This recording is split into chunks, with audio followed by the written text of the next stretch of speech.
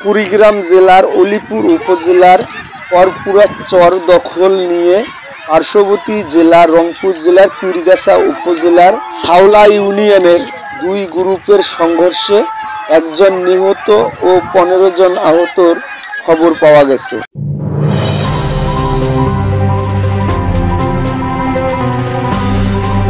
দীর্ঘদিন ধরে না খেয়ে থাকা ক্ষুধার্ত মানুষগুলো যেমন খাবারের প্রতি একটি আগ্রহ তৈরি হয়, যেন খাবার পেলে তারা যুদ্ধ ঘোষণা করে তা দখল করে খেয়ে ফেলতে চায়, তেমনি ভাবে কোনো একটি গোষ্ঠী দীর্ঘদিন নিজেদের খোলসের ভেতর থেকে কোনো ধরনের ক্ষমতা, জোর জুলুম দখল করতে না পেরে গত জুলাইয়ে ছাত্র জনতার গণ অভ্যুত্থানের পরেই তারা দেশের বিভিন্ন অঞ্চলে সন্ত্রাসী কায়দায় লুটপাট, ছিনতাই, ডাকাতি, মার্কেট দখল, খাস জমি দখল সহ নানা অপরাধের সাথে জড়িয়েছে সেই গোষ্ঠীর লোকজন।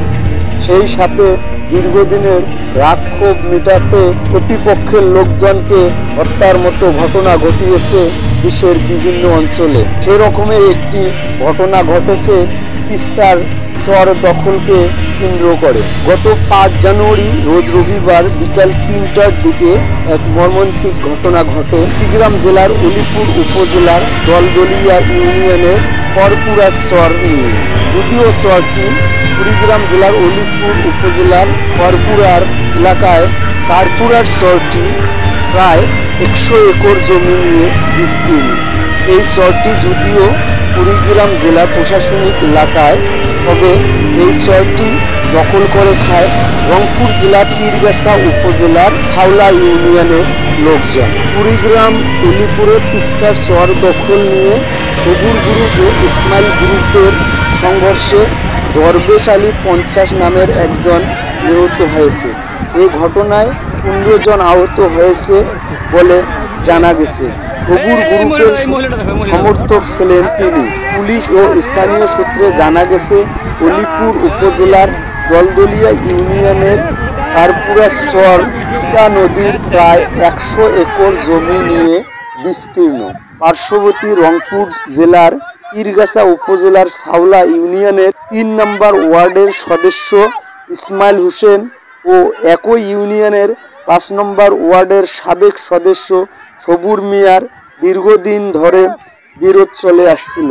সেই বিরোধের জের ধরে গত রবিবার বিকেলের দিকে চর দখলের চেষ্টা করলে দুই গ্রুপের মধ্যে ভয়াবহ সংঘর্ষের ঘটনা ঘটে। এতে করে সাবেক মেম্বার সবুর আলীর খালাতো ভাই দরবেশ আলী ঘটনাস্থলেই মৃত্যুবরণ করেন। এই ঘটনায় উভয় পক্ষের 15 জন আহত হয়েছে। দলদলিয়া ইউনিয়নের 2 নম্বর ওয়ার্ডের সদস্য শহীবুর রহমান মিয়া জানান, চরটি প্রায় 100 একর জমি নিয়ে বিস্তীর্ণ। এটি মূলত সরকারি জমি।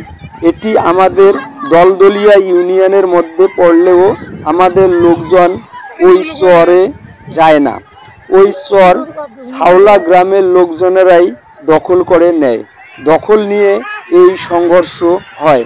অলিপুর থানার ভারপ্রাপ্ত কর্মকর্তা ওসি জিল্লুর রহমান বলেন, লাশ উদ্ধার করে ময়না তদন্তের জন্য মর্গে পাঠানো হয়েছে। এ বিষয়ে মামলার প্রস্তুতি চলছে বলে অলিপুর থানার ভারপ্রাপ্ত কর্মকর্তা ওসি জিল্লুর রহমান এ তথ্য নিশ্চিত করেছেন।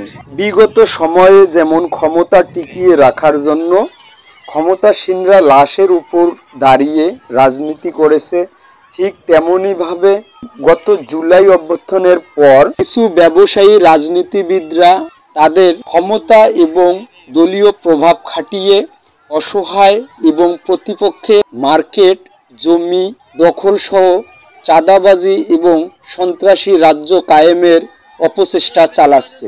এই সন্ত্রাসী রাজ্য কায়েমের অপচেষ্টাকে ব্যর্থ করে দিতে একমাত্র প্রশাসনিক ভূমিকাই গুরুত্বপূর্ণ ভূমিকা রাখবে বলে জনগণ মনে করে।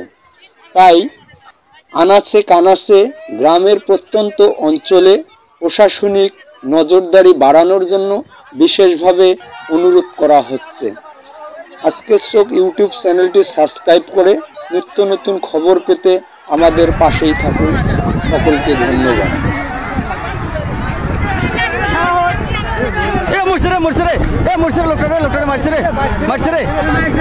মারছে রে